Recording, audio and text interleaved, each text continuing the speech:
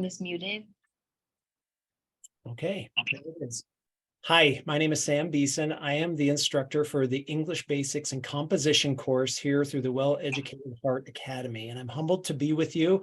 This is a webinar, so you can Q&A. Hopefully, if you're watching this on a recording, this can bless you to get your questions answered. If you have any questions at any time, you're welcome, please, through the website to send me a little message, and I will do my very, very best to get back to you. I think I've answered maybe a dozen and a half of these so far. I'm going to share my screen right now. As I do this, I invite you, please, if you have any questions anytime, you're welcome to, I'm still navigating these things, but you're welcome to just speak up and say, I have a question, and then I can help you out, hopefully. First of all, I'd like to address, let me show you this. I think you're all familiar with the Well-Educated Heart Academy website. When you get to English Basics and Composition, it will be something like this. I'm just going to click on the Welcome and Overview. You may have seen this already. I'll just remind you of it. This has a little picture of me, and there's just a little story at the beginning. I do believe in one of the tenets of the Well-Educated Heart, we teach through story. But this is an interaction I had with Elder Dallin H. Oaks, Supreme Court Justice Dallin H. Oaks. And I invite you to read that another time, but he knew I was an English teacher. I've been teaching English for 26 years at American Fork High School here in American Fork, Utah. And he talked about the importance of clarity and really embraced that. You went to that high school. One part I want to focus on here is every class period will have 16 weeks. This is a very basic overview of what we'll do. Every class period will teach an element of rules or a best writing practice, and we will focus on one specifically, but we'll take notes every time in class. And then we'll look at the next week so you can kind of know what to look forward to. But at the end of every class, I'll give a composition assignment where you'll compose something, you'll write something and send it to me in the week. Now, hopefully you can see my cursor right there. Every one of you will need a nice writing handbook. Now, I have a few examples right here. I like the hardbound. It's about as big as an iPhone. I like these because you can put it in your pocket or your purse or something like that. I have dozens of these that I've filled up. It doesn't have to be that small, though. Some of you may be artsy and maybe you tore apart a book and you have one of those things and you can make your own little writing notebook. That's what I did with this one here. This was a real book and I bound it. You may just have a standard journal like this. That's fine too. This hardbound, it does say right here, a robust writing handbook, notebook. I like it hardbound because then it will last. And so please, if you choose not to and just get a spiral one from Walmart for 30 cents, that's fine too, but those tend to fall apart. So I encourage you not to get one of those, but please get a nice hardbound one. Even one of these, this is hardbound. This is probably the lowest end. It's hardbound. This is funny because this is from my college days, but it's a place to take notes and to keep your writing. So that's really the only material. I'm going to give the other things in links online. Do any of you have any questions about that stuff? We're good. Now, this right here, you'll also notice when you get on to the website here, you'll notice that every one of these lessons, like our first day, we're going to go over the 8 parts of speech, and then there will be, every one of the assignments will have basics. It'll tell you the basics we're going to go over with an emphasis on adverbs. This is going to start on August 29th. That's the first Tuesday class at 3 p.m. And we'll take notes, and there are some fun things in here, a few videos we'll watch, and we'll discuss things. At the end of every week, there will be a composition, because the name of this class is English Basics and Composition. So there will be an assignment, a composition assignment. It's called the Literacy Narrative.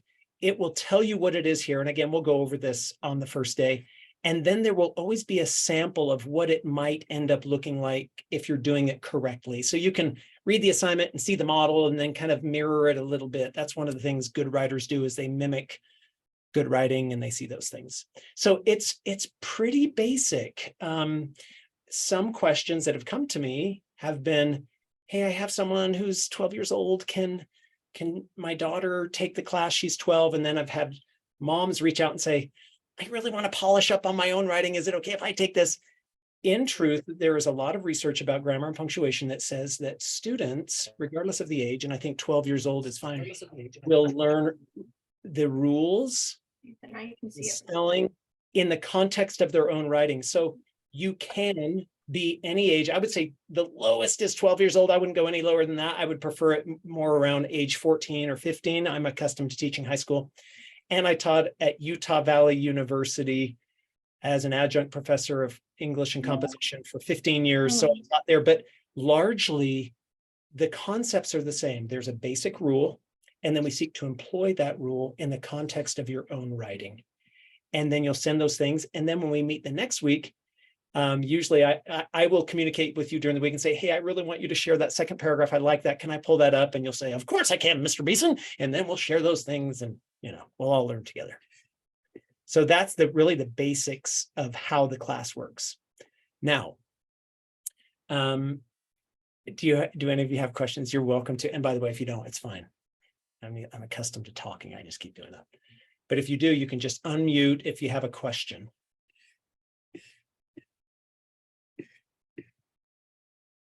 I'm going to show you a couple things now. Right now, I'll give you just a little sample of what a lesson might look like. And you can just follow this.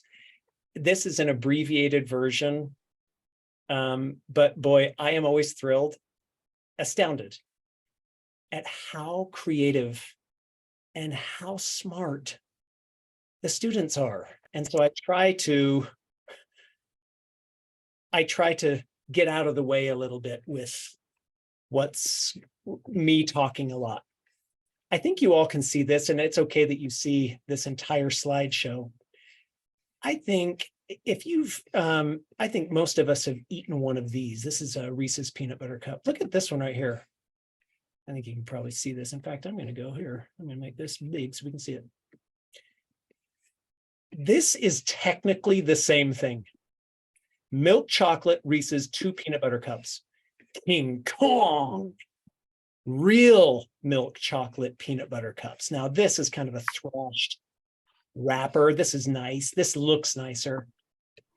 This right here is a representation. It's a metaphor of what writing looks like sometimes. Sometimes I will give an assignment and say, hey, in your assignment, will you make sure that it includes And here it's almost like they said to 2 candy companies, make a peanut butter and chocolate candy bar. And one did this and one did this. And technically it's the same. Look at this. This too is technically the same thing.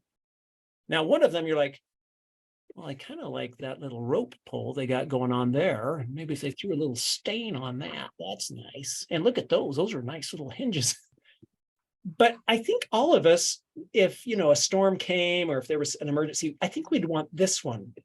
This is another metaphor for writing. Sometimes when I give a writing assignment, sometimes the writing assignment comes in reading like this. It's like, ooh, that's nice. And and others come in looking like this. My job as your instructor is to, and I'm committing to you to do this. I will give you feedback on every bit of writing. I will tell you one thing you're doing well, and then I'll tell you one thing you might polish or change per writing assignment. So it's pretty simple. That way you're getting a little bit of encouragement plus a little tweak. Here's a few other examples. Look at this one. This is technically the same thing. Here we have a warrior on a beast. And here we have a warrior. This is from Lord of the Rings. You know what? Does anyone know what this is from? Someone's going to know. Who knows? You can unmute it and say it. Never ending story. Yeah, never ending story. One of those shows that we're kind of embarrassed to love. This is technically the same thing. Look at this. And again, I'm showing you these examples so you can see that writing is just like these things. If I gave a writing assignment and said, hey, make sure it has this, this, this. Well, This writing assignment had this, and this. This is a warrior on a beast over a desert. So is this. But one of them looks a little more polished. It's the same with pizza. I mean, I don't know about you, but I'm kind of curious on what's in that bubble up top. There's probably a prize in there. Here's a band. This is the band U2. This is for the parents. So you remember that band. But this is probably the Brighton High School cross country decided to make a band together. One of them, they're both doing the same thing, but one of them's a little more polished. And again, all of these deal with quality. Same with video games. Now, some of you may argue, you'd say, hey, that's good. That is a good wolf. That's good writing. It is. It's a good start. And so as your instructor, if you had written, again, these are just metaphors. These are pictures that represent writing. If I were to see this, I'd say, you know what I like? Not very many people know how to get the proportion of the ears right. And then I would say, let's go ahead and add a couple more legs. Let's puncture those right. Okay, let's pull forward. I know. I'm not driving. I'm just pulling forward out of the way. Let me show you this little bit. And this is, by the way, Harry Potter's a funny book because people have varying opinions on it. We're not going to talk about the content of Harry Potter at all, but I want to just show you this piece of writing. Is anyone out there right now, and this will just end my mini lesson. I have a lot of things I can show you, but is anyone willing to read this aloud, please? You can just say, I'll do it, take off your thing, and then just read those words, please. I'll do it. Thank you. And he knew, without knowing how he knew it, that the Phoenix had gone, had left Hogwarts for good, just as Dumbledore had left the school, had left the world, had left Harry.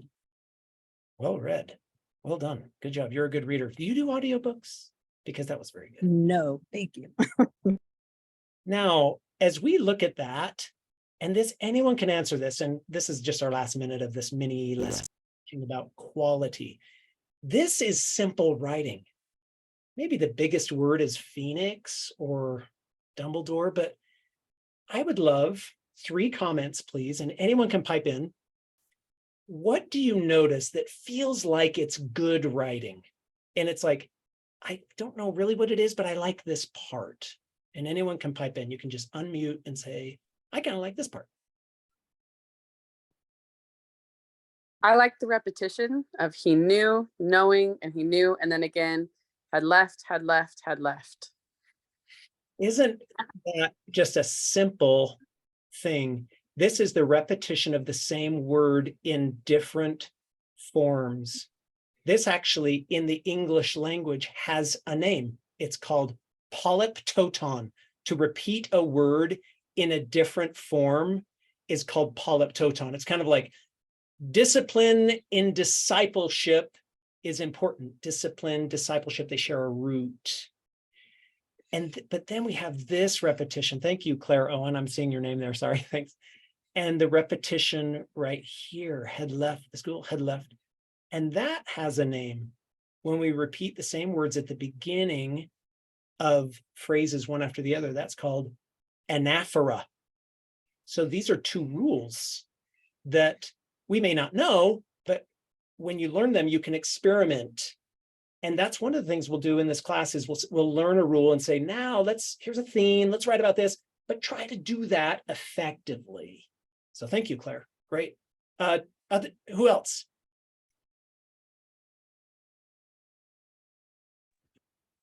I'll just jump back in real quick. As the reader, I appreciated that it was well commaed, that the commas were very clearly marked to help me understand a complete idea at a time. Well said.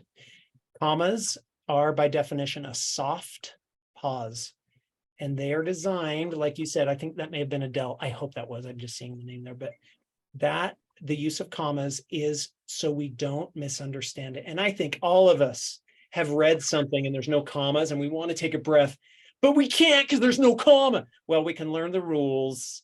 And then when we learn there are 23 rules for the comma, we will learn 12 on one of the days, then we'll employ 3 of them. But the goal is to see it. It's like, yes, that is the proper use of it. So thank you. Great. Really good insight about the commas. Thank you. Let's get one more statement. The words are very simple, really. Like you mentioned, Phoenix is the only one that is kind of more complex than the proper names of Dumbledore and Hogwarts. Okay, but the readers have already been introduced to that to these words. Okay, but the rest are really very very simple words. I love that you just said that, Pablo, because all of us can learn the basics in the context of our own understanding. J.K. Rowling has an amazing vocabulary. And by the way, Harry Potter fans, some aren't, some are. I challenge you to do this. Pick any of her books, flip it and go, stop on any page, hit any sentence. Something will be happening in that sentence. She has no dull sentences, but she's gifted in her use of simple words. Simple words are wonderful. We will have a day where we'll talk about elevated diction, which is a fancy way of saying big words. And we'll seek to employ big words and a little bit of writing. So it feels like we're, expanding over our vocabulary, but well said. Simplicity is a wonderful trait of good writers. Thanks. I have a problem with that because as a native Spanish speaker, Spanish has words that are longer, okay, and many of them translate to English and they are considered big words in English, but they are not fancy words. Okay. I'm putting you on But the it spot. sounds that way. Can you think of an example? I'm putting you on the spot, but can you think of one of those? Think of one for just a second. You can reflect for just a minute because Yeah. I don't know, something that comes to mind, establishment. Okay, a long word. Okay, is in Spanish is establecimiento. Okay, so it's very very close and it has the same meaning and everything, but it's not considered a big word in Spanish. Yeah. Good example. Yeah, our vocabularies, and maybe this is the last thought I have on vocab. A lot of research has been done about the vocabulary we use. A regular native English speaker uses the same 2,000 to 2,500 words per day. We have this bank, but our brains have heard and we know around 10,000. We just don't use them. For example, even something like the word acute. Well, that's an acute case of malaria. Or we would use, they have pluck.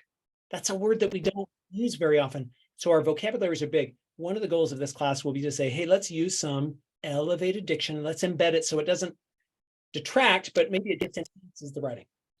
So really good observations. There are other pieces here and I won't share those, but now that's kind of a sample lesson. If we were doing this, we'd have a little discussion. We'll read a little bit. We'll look at some stuff. And I'll show some rules. We'll watch a little video. Students will take notes in their hardbound notebook, please. At the end of that, every class will walk through the assignment and ask any questions. We'll look at the sample of what it might look like when it comes in. And then if there are any questions, some people have asked, hey, is your class, Mr. Sam Beeson, are you having it at 3 to 4 p.m.? And then is there going to be another class for just kind of Q&A workshop? We will not be doing that. This is just a 1 hour slot. If you have any question, part of the reason is there's a literature course following mine and many of you are taking that and it would just, that's part of it. But also if you have any questions, I think we'll walk through it enough so you'll know the composition assignment. Again, basics and composition. We'll learn a basic rule and composition. So for example, this right here that's on there, we'd say, here's a basic thing, a rhetorical device called polyptoton. We're not going to learn that one. And then I'll say, let's try to do it. And here's the writing prompt. Write about the last food you ate that made you happy or something like that. And everyone would do it. Also, I am looking at the chat down here and I haven't opened that. I'm going to have to figure out how to navigate that. But we will do a little kind of a game at the very beginning of class that generates vocabulary. Spelling, I am noticed. I was homeschooled from 5th through 8th grade. My father was a librarian at the Orem Public Library. I've always been a decent speller. But I have nephews and nieces who are homeschooled, and I teach at the high school. Some people struggle with spelling. I want to be able to emphasize a few little spelling things in here too, and they won't be onerous or cantankerous or draconian. You're welcome on those. But it will be something that you can just practice. Finally, I know some of you will have taken English courses and it may feel elementary. I am going to reserve about 5 minutes in each class to say, hey, you're welcome to listen to this if you want, but I'm going to go kind of nerd out, and I'm going to go kind of really technical with a few things. That may help our class as we head north together, but also there will be some people it's like, can you give me a little more meat on this bone? And I can share some things that everyone can enjoy maybe, but also that can maybe push you a little bit. So hopefully that helps. Any other questions? You're welcome to share the link and we can fill up the class. I think currently there are 32 people in the class, which is good. That's good. If those were desks in a room with no air conditioning at American Fork High School, that's the definition of fire and brimstone, people. That's what it feels like. It's so hard, but we just get to be in an air conditioned room. I'm in a playroom at my own home where my grandkids play. So do any of you have any questions?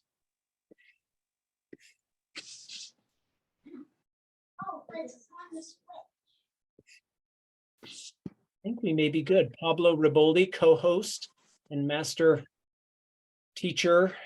Anything you want to add to the end of this? We're about 30 minutes in almost. Yeah, no, you have done very good. I think that we have been able to gain a really good kind of preview and understanding of how the course is going to work. What are the expectations of participation, the expectations of the assignments. I really like how you describe this idea of the course being really for lots of different levels.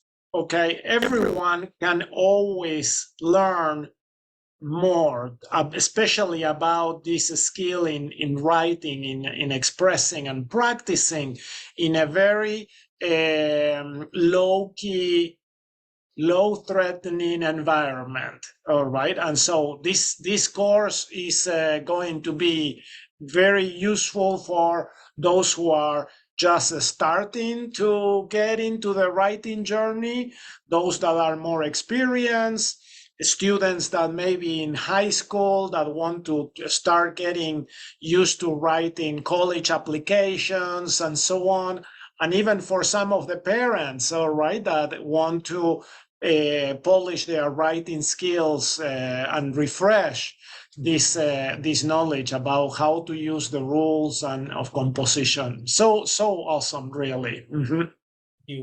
I will tell you that I have learned it over the 26 years of teaching that if we can learn a simple rule, seek to employ it in the context of our own understanding, we don't need to learn a lot of things at once.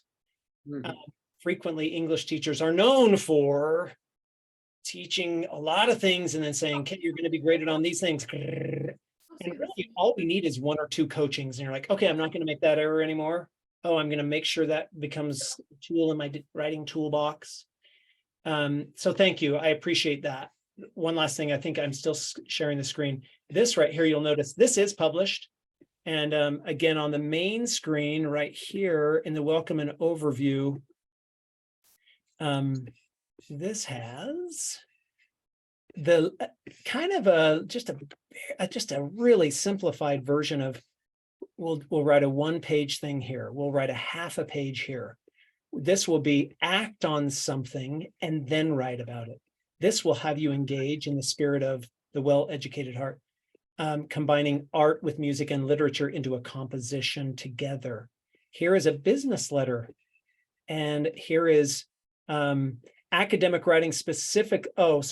Academic writing, we're going to talk about academic words. Here you'll teach something to someone and then you'll write about it. We'll write an allegory or a parable, and that will vary in length. Here's the standard essay format. Typically in an English class, you only hear about this. Drives me crazy because writing is so much more than that. And it's so enjoyable. We'll write a little speech, what's something I should have done. We'll do a little poetry. So everything will have something that deals with some structure, but some enjoyment, something you can give yourself to. They're not all the standard essay, expository, persuasive, that stuff. So I think that's us. If anyone has, I think, Emily, you have your hand up. oh, excuse me, I need to learn how to do that. I'm gonna go. I just learned. So Good job. I'm like, I know you can raise your hand. I don't know how. Okay. My question is this a class that the kids will be able to take multiple times and it layers and keeps, or is it more of a one time, they take it the one semester and then they're good? You know what? I envision it this way. I have never done this before. This is a little leap of faith on mine because I just teach at a high school and I've taught at the university. I've never done an online class. This is a basics one because Pablo has said there's a need for it. I definitely am accustomed to teaching higher level English. And I envision if it goes well, and I don't know how, I don't know the burden that's going to be on me, but I'm really excited to do this. But I can envision that in January, because it is just a term, it'll go through December or just early January. I can envision doing another one, maybe an advanced one, or maybe this one again, but then maybe next semester doing an English 1, then an English 2. And you're like, okay, I kind of know some stuff. Let's get a little meatier. To answer your question, I wish I knew. I don't know. We'll see how it goes. And a lot of that will be your feedback. I think we're going to be dealing with a lot of different grade levels. How many you have kids? How many kids have you got, Emily? Just one. Sorry, you're muted. I saw one though. I'm so good at sign language. Did you see that? I could just read that. in your signed up for your class, just one of my kids. I have 4 kids, but one is signed up here. Good. Thank you. Great question. Anyone else there? Oh, there's a hand up. Sherlyn. Yes. So you have the class and you give a writing assignment. How long do they have to fulfill the writing assignment? And then you grade it and send it back to them? Yes. With the positive and then something they can tweak.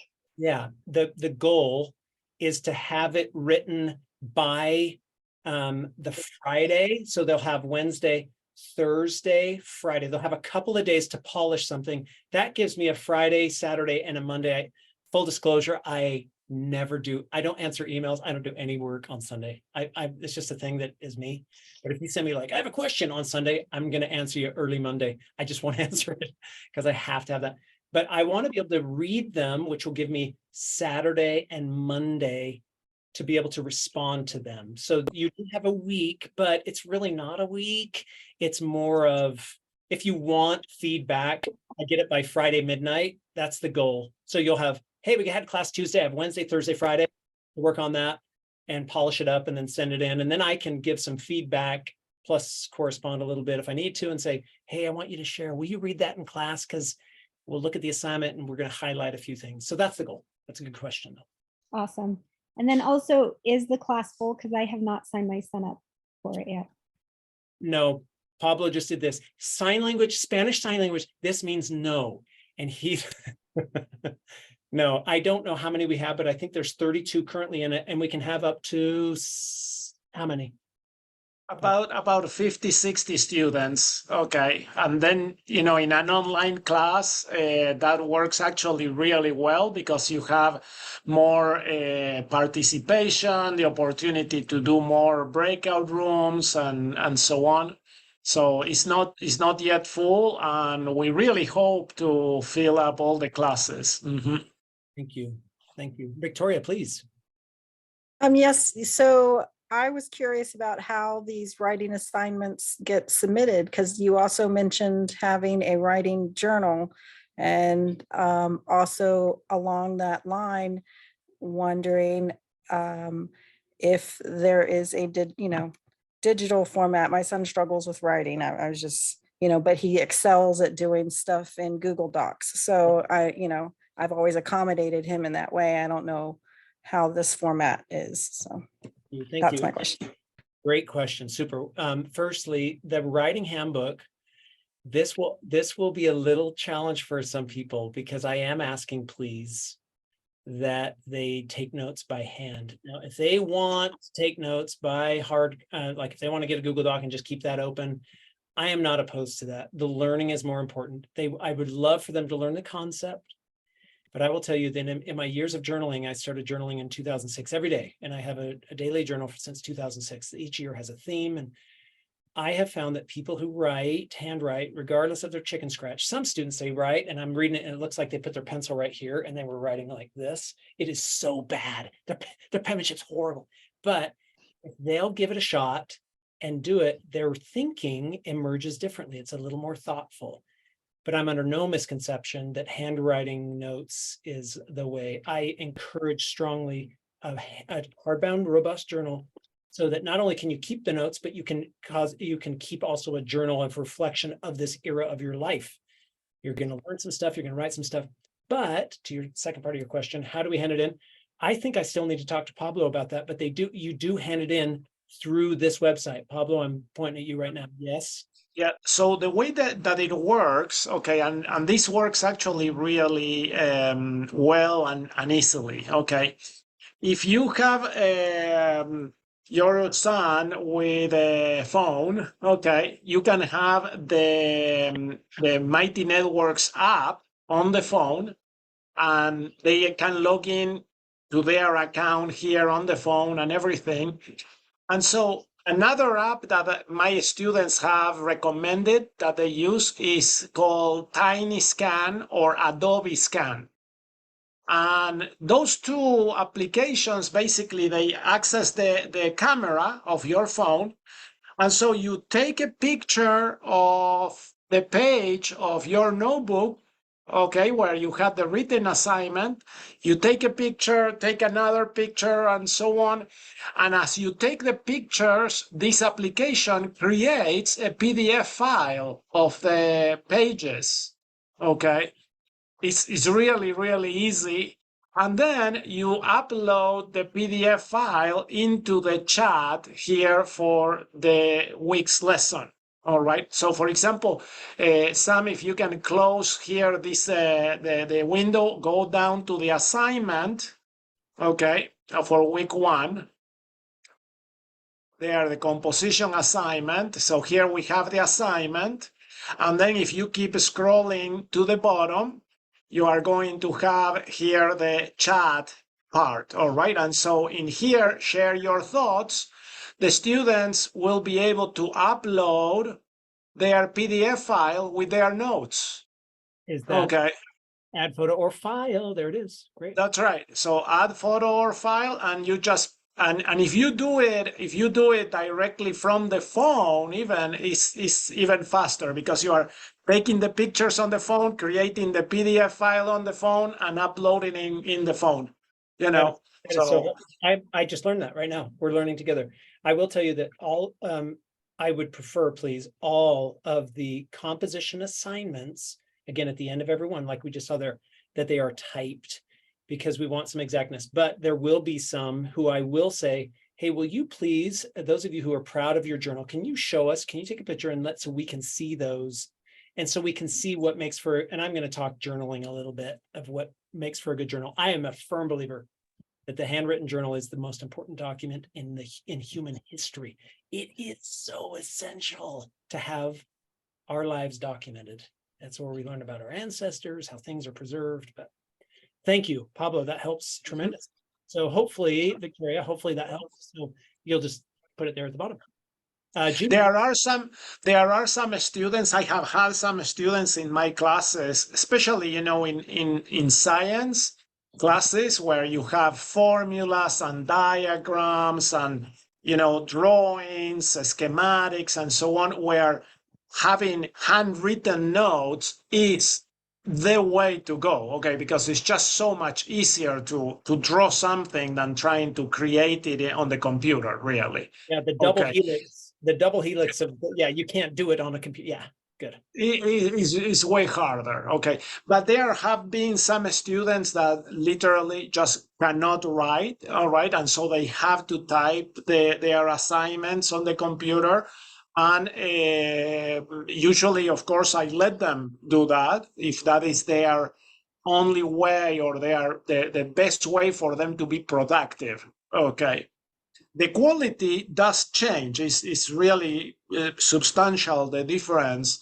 I get much better quality and depth of the notes when they are handwritten than when they are done on the computer. But I understand that there are some students that just won't be able to succeed that way. Okay, so you determine that, Victoria. Okay, and you and your son or your student let the teacher know. Okay, what is the way to do it? So I don't want to stress out students No. unnecessarily. That is not the purpose here. But we need to basically be able to understand where the student is and what is the best way for them to succeed. Thank you. Thanks, Victoria. Great question. Judy, you have your hand up. Yeah, I missed the first part where you talked about the kind of notebook they need. Is it just a standard composition notebook? Yeah, it's nice if it's hardbound. Here's kind of a bigger version. Hardbound's nice. Can I show you one here? It's my journal when I was a little boy. Is that like a moleskine, whatever it's called? Moleskine The is moleskine? Moleskine's perfect. That's perfect. Okay, You can put little things awesome. at the back, and those are great. I'm going to share one of these journal entries on a coming day. It's adorable. I was adorable as a kid. I have turned into, just kidding. No, it's really fun to read these old things too. That's part of it too, is it captures these moments. 1983, March 1st. Today I got up and had eggs for breakfast. Yeah. Any other questions? Oh, you guys are great. You seem like a really good crew, and I really look forward to being with you. And please, moms and dads, you're welcome to sit in with your child on all these things. I know that you are the primary caregiver of your kids, and it's your responsibility to teach them and to help them.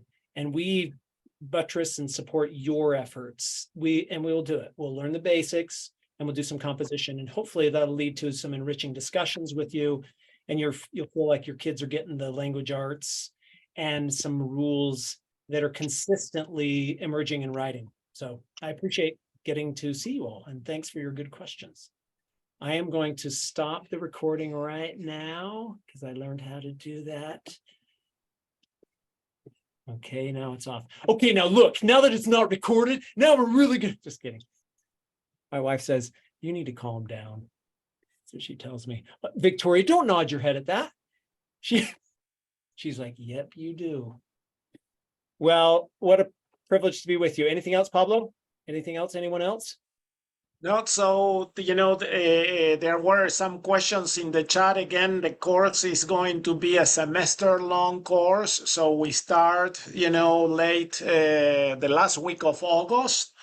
On August 21st, I need to make the announcement and put it into the calendar, but August 21st, I think that around noon, we are going to have a student meeting, a mandatory student meeting, okay, for all the students to know how to navigate all the courses and everything. All right. But the classes will start the week of the 28th of August. And so the first meeting here for this class will be August 29th, on Tuesday. And we will go until the second week of January. I believe that is where the calendar goes. So we have 16 weeks in the semester. And like Mr. Bison said, if we treat him well, okay, and give him a lot of encouragement, we may have him for the second one. Okay, so let's be good to him.